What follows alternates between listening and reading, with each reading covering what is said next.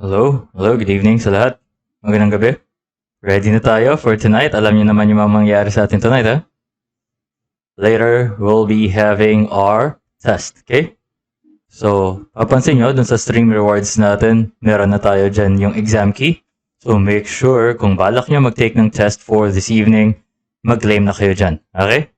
How many people have already redeemed yung ano natin, yung ating exam key? Okay? So as usual, people, for those of you who have redeemed your exam keys, kailangan may Gmail account kayo. So we're going to be continuing our discussion on Axie archetypes. So now we have Beast, Bug, and Mech. Oh, hey, MNIRR_, thank you for the tier 1 subs to the community. Thank you so much.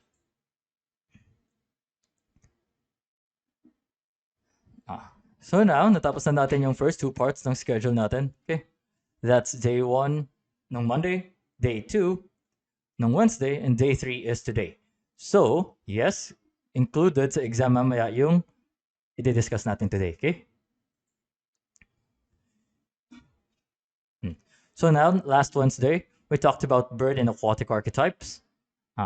Guys, students, mabilis na concept check lang tayo. Name the two bird archetypes that we discussed. Great job sa lahat ng mga sumagot ng double talk and backdoor archetypes, okay? Yan yung dalawang diniscuss natin. So of course, there are a lot of other custom archetypes, especially kapag makapunta na tayo sa higher MMRs, but these are the most common ones that you will be seeing, okay? Moving on. Pag-usapan lang muna natin yung starting stats ng ating mga Axies for tonight. Okay, you have here your beast. Your beast is at 31 HP, mababa HP, same as Mech. Okay, now I want you to see here ito morale. It's 43 starting morale. Kaya nandyan talaga, okay?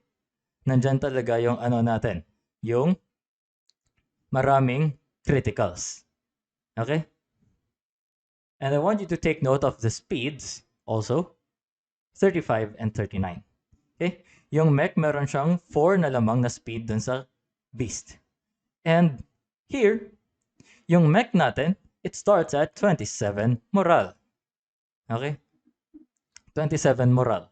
So, yung Mech at saka yung Aqua, yan yung dalawang axes na pinakamababa yung starting morale.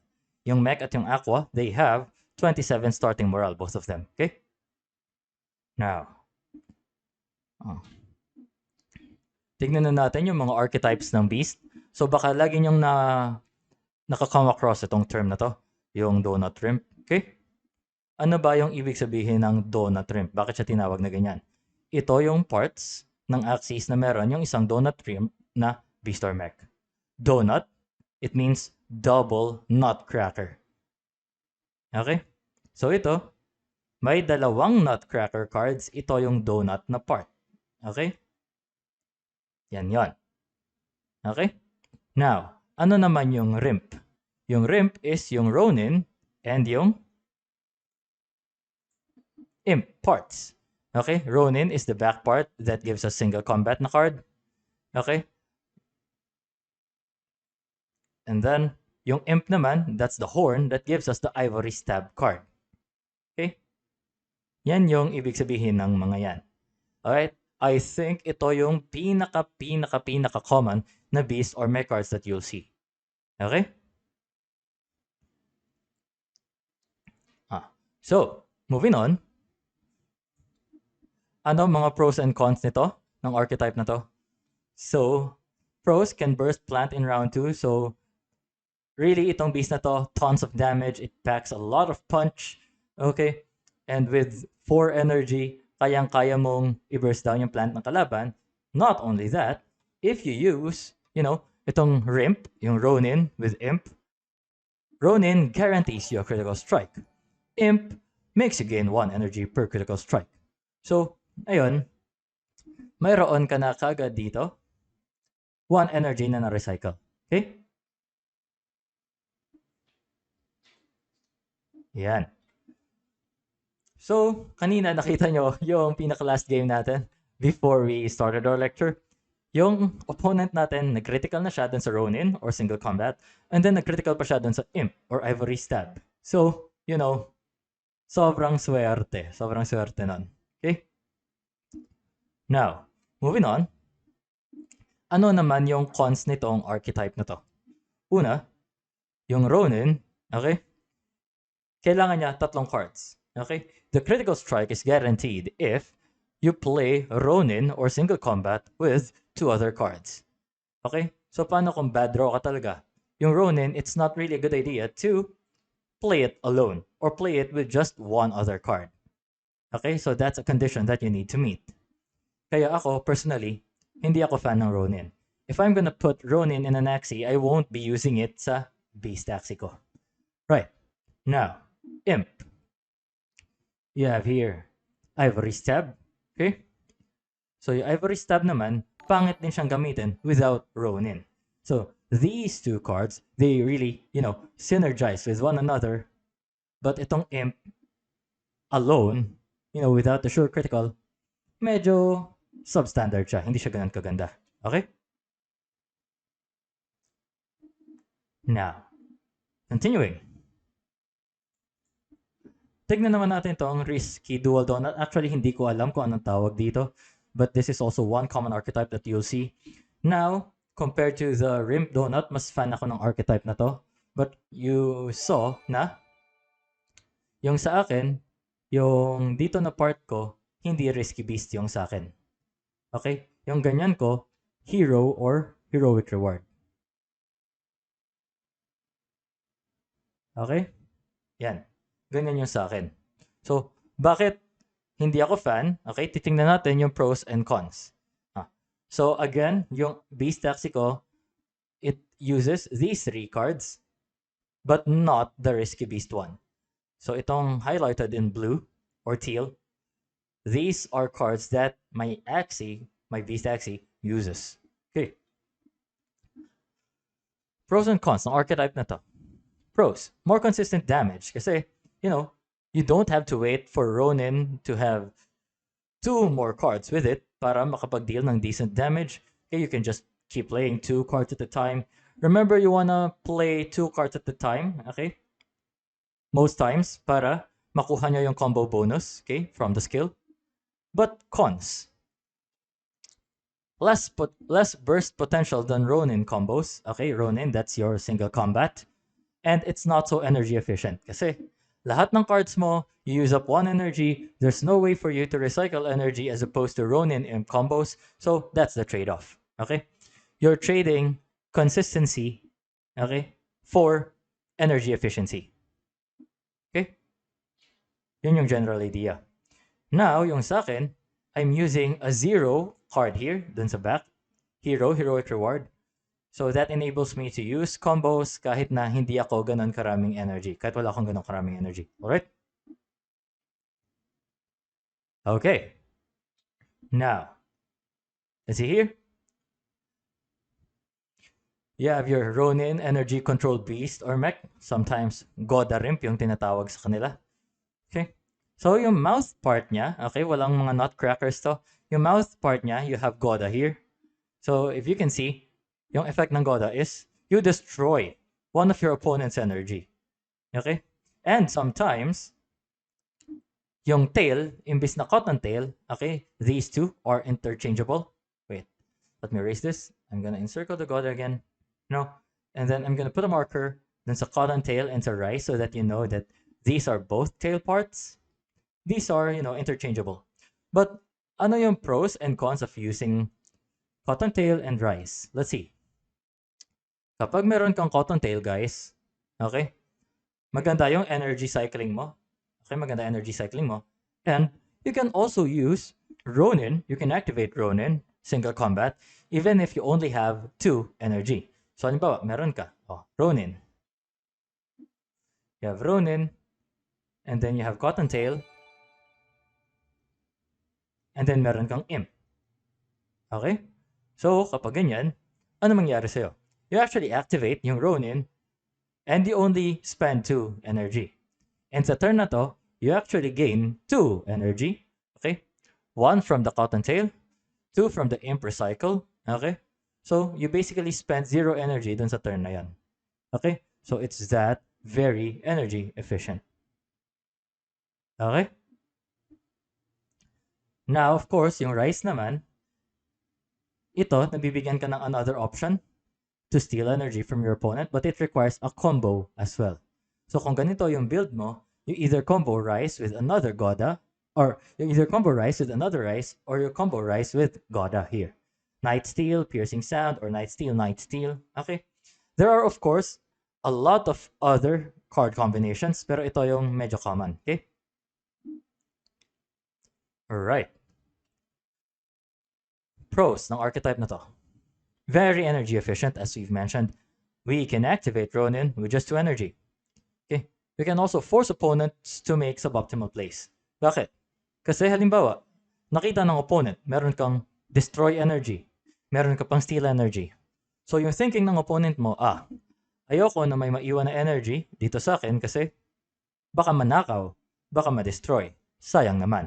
So even if hindi ganoon ka-optimal yung plays ng kalaban mo, pwedeng ma-pressure siya into playing those cards, okay?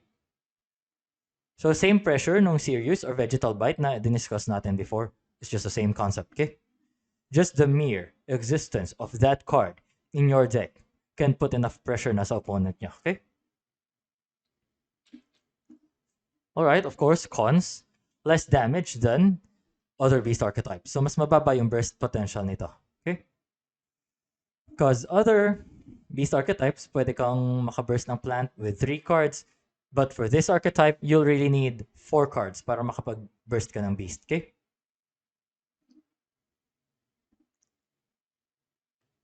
Now, sabi natin, pare-pareho lang siya na beast and mech archetypes. Okay? So, whatever archetypes you have for beast, just the same thing for mechs. So, what's the advantage of using a beast, really? Okay? Advantage ng paggamit ng beast natin, guys, is you actually deal more damage when you use a beast. Remember, that's plus 10%. Compared to the mech na plus 7.5% lang when you're using beast cards, okay? Now, what's the advantage of using a mech? You get more speed. Ibig sabihin, given the same set of cards, yung mech, lagi siyang unang titira versus a beast. Okay? Alright? So, patuloy lang tayo mag-redeem ng ating mga exam keys now. Do you have any questions, guys?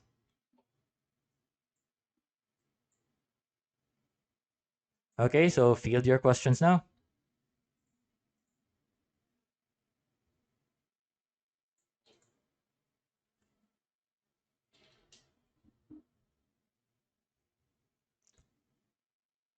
Okay. Wala. Anong value ng beast para sa risky dual donut and donut rim? I'm not sure I get your question. While you're fielding your questions, mag-queue lang muna tayo sa arena. MMR check tayo ulit. 1792. Okay. Prof, okay po ba Arco for Beasts Mechs? Actually, nung nagbi-build ako, hinanap ko actually Arco, pero sobrang mahal. So, hindi na lang. Okay. So, you have here a poison tank. Okay. You have a backdoor reptile. Okay, na-discuss na natin to nung Monday. And a typical Terminator reptile.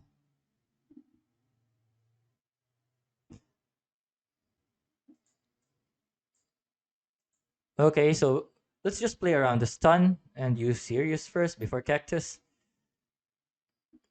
And play around energy steal as well, I think. Or afford ba natin manakawan ng energy? For this game, afford ba natin manakawan ng energy? I guess okay lang since mag-energy steal naman din tayo. At tayo yung last to act. Okay. Using risky donut beast. Ilang cards po kailangan to burst a pure full health plant? Kung ano siya, pure full health, so that's 516 HP, like mine here. You're gonna need 4 cards for this. You're gonna need 4 cards for this. Bitin 3 cards dyan. What goes well with Godarim? BD Bird po or no BD sa bird? I think I'd go for a BD Bird. since mas makuha ko yung energy required for me to execute the backdoor.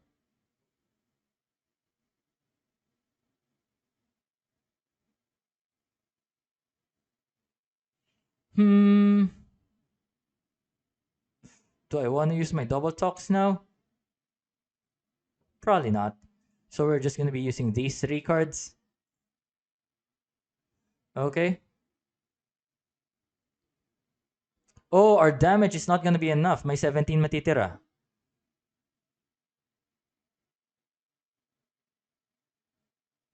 Okay, we don't want to use cards na dun sa plant natin. Kasi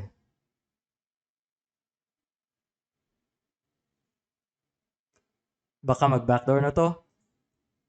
And with that logic, we also don't want to use our beast cards this turn kasi kung mag-backdoor na to, that means madami siyang shielding na ilalabas. There you go. That's 149 shielding. Wow, nag-shield just a plant. That's interesting. Prof, ano po preferable na back? Lone Aqua or Bird? Ako, personally, partial ako sa Birds.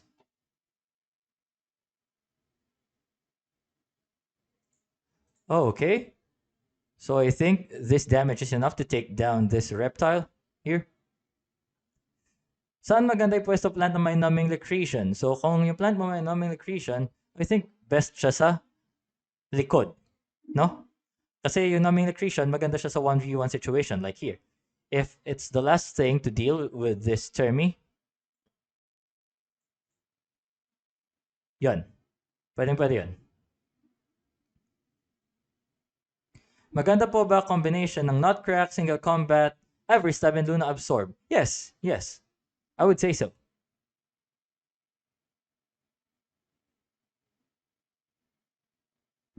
Okay. I don't think this guy has enough damage para patayin yung beast natin this turn. Wag lang magki-critical as always. Wag lang talaga magki-critical, no? Wait, no. I actually don't want to play these yet.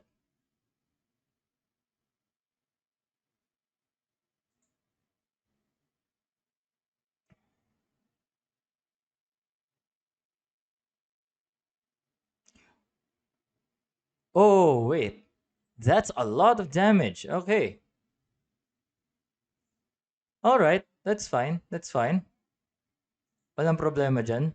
Kasi, since naka-double talk tayo or soothing song, we'll just go through all the shielding. No problem about that.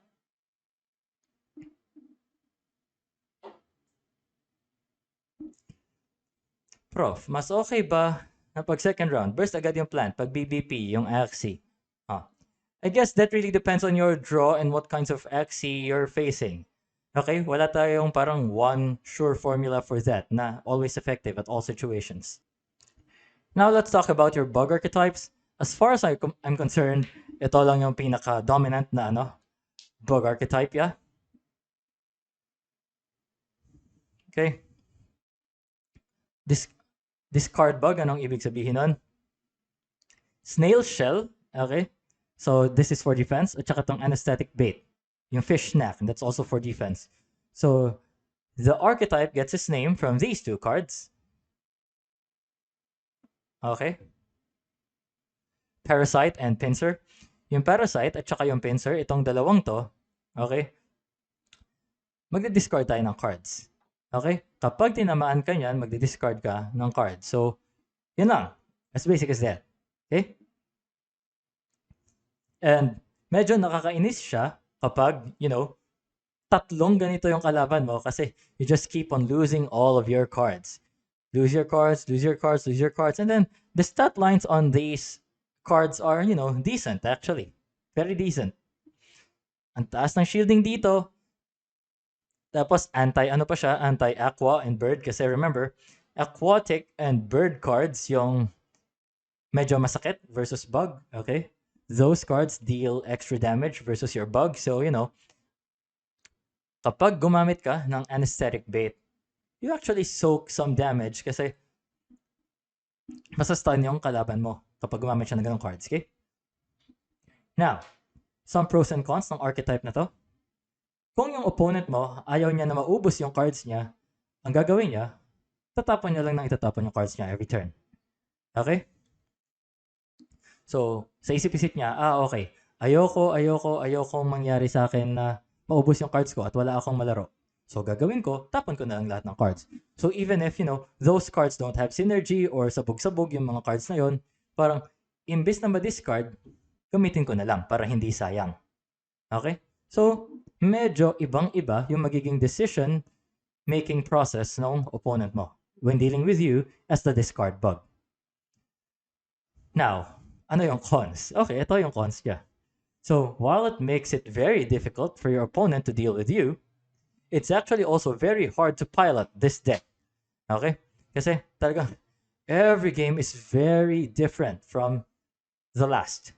Okay? It's hard to pilot. There are a lot of, decision making involved dito sa pagpilot ng deck na to or ng archetype na to. And especially if hindi ka pa familiar sa pag-count ng cards. Okay? Ilan yung nasunog na cards ng kalaban ko?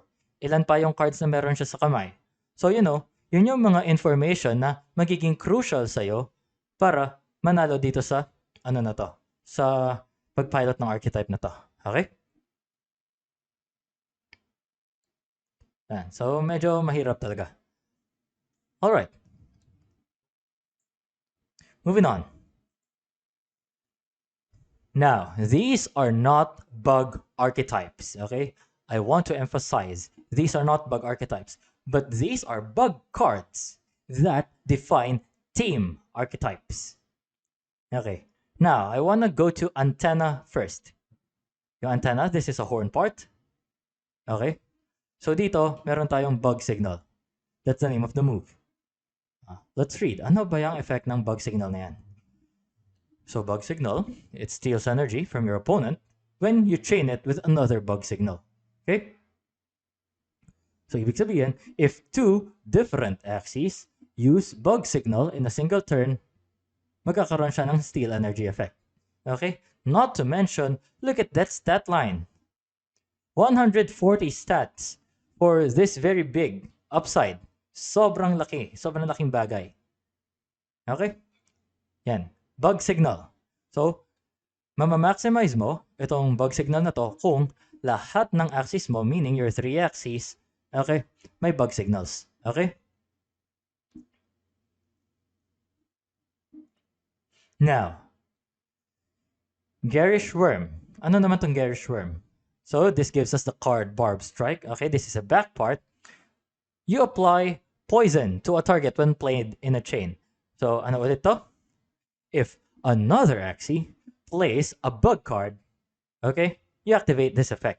So actually, hindi to updated. You actually apply 2 poison na ngayon. Okay? That's the thing. Alright? 2 poison na to, ha? 2 poison na to. So, medyo masakit siya. Not to mention, look at that stat line, 150. Sobra para sa akin. Etong dalawang cards na to, yan to dalawa, these need nerfing. Etong dalawang cards na to. Garish Worm, Cute Bunny, ang daming upsides for, the requirement. Ang kailangan lang, you need to play them in a chain. Okay? Ayan. So, ang gaganda ng bug cards, but ironically, you don't see them in bug axes. Okay? You don't see them in bug axes. Alright. Tingnan lang natin yung mga team archetypes na sinasabi. So ito, this is what a bug signal team looks like. Yan, pag yung may mga ganyan antena sa ulo, nakita nyo yan. Yan. Yan yung mga bug signal. So hindi kita yung isa kasi natakpan siya nitong card, pero ito naman yung ulo niya. So you see here, no? Yan yung ulo niya. Okay? Ayan. So, this image is not mine. This is from YouTube user KnowHow92. Galing to dun sa video niya. Okay? So, ang mangyayari sa atin dito, magsisteal ng energy. Okay? Since, kapag may dalawang axes na gumamit ng bug signal, magsisteal ng energy. That's the thing. Okay? Now, let's see again. Ah, Garish Worm, look at the back. Yan. Ang only requirement ng Garish Worm is you play it in a chain, not necessarily with another Garish Worm. Okay?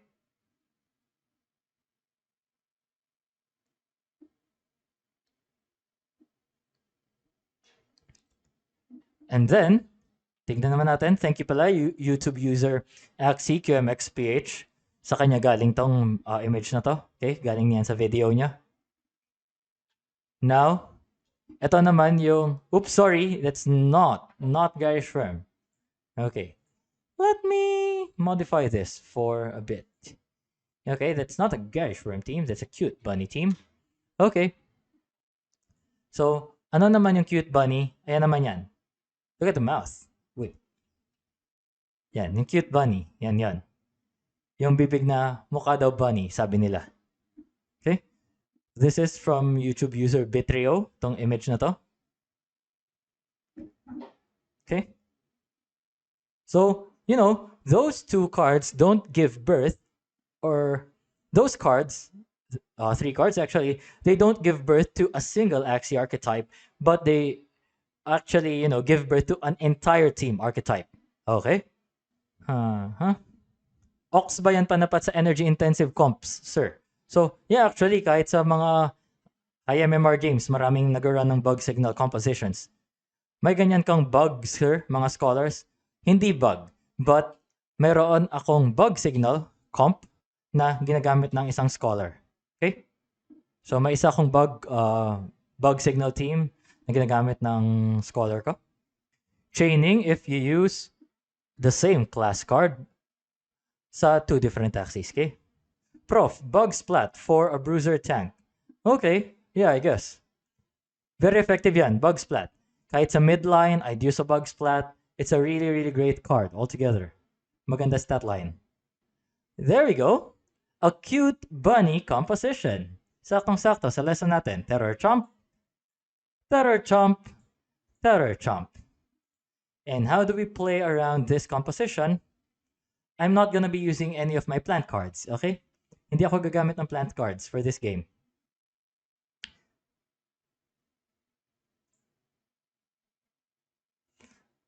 Okay, 1 energy. -1, okay. Puts our enemy at 3 energy, 2 energy, and 1 energy. Okay, may 1 energy opponent natin. So you see, kung gumamit tayo doon, kung gumamit tayo ng plant card doon, ano mangyari? O, di sayang. Na-fear lang siya. Okay? So that's the idea. So tara, i-take down na natin tong plant na to. Let's make sure this plant goes down. Kalaban natin right now has 3 energy. 3 energy. Ano-ano mga pwede niyang gawin? I think very defensive yung cards niya, except for this one. But I don't think mag-Ronin siya for this. So, we can do Egg Bomb here. And expect some defense from the plant. Okay. Yeah. Call that right. So, right now, yung opponent natin is at 4 energy. Tayo at 3.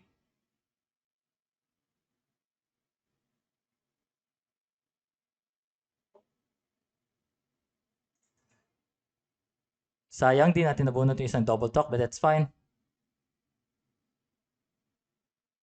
Wait, no, we don't want to do this, I think. I think ito lang, tsaka all-out shot, and then probably an aqua stock. I think this is gonna be fine. Okay. So, 4 energy kalaban natin, ha? Okay. Snail Shell, Numbing Electrician, 2 energy, and, you know, in-ignore lang natin yung shield niya because we use double talk. That's another double talk, okay? Great draws here. We're just gonna use another aqua stock.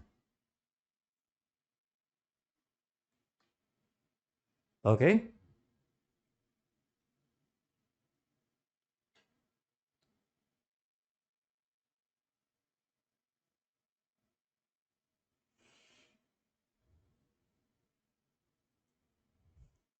No worries about that, though.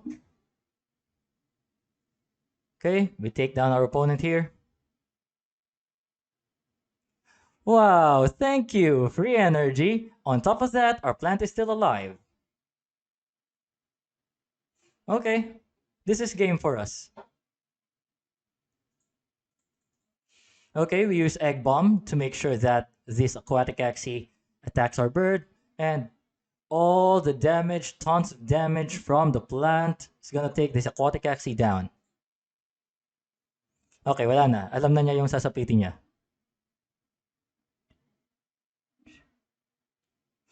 Okay, we actually win that game with all of our Axies still alive. Make sure you join Discord kung gusto nyong makita yung ano natin. Yung sing-a-song natin. Saan tayo tatambay sa Discord? Sa Quadrangle Voice tayo, okay? Go to Quadrangle Voice. Kayo talaga, ano tayo hapit na hapit tayo sa points kanino tayo punta? Kay Small Love Cuties, punta tayo? Sakay na, mag-raid na tayo. Make sure conduct yourselves properly, students, okay? Let's go.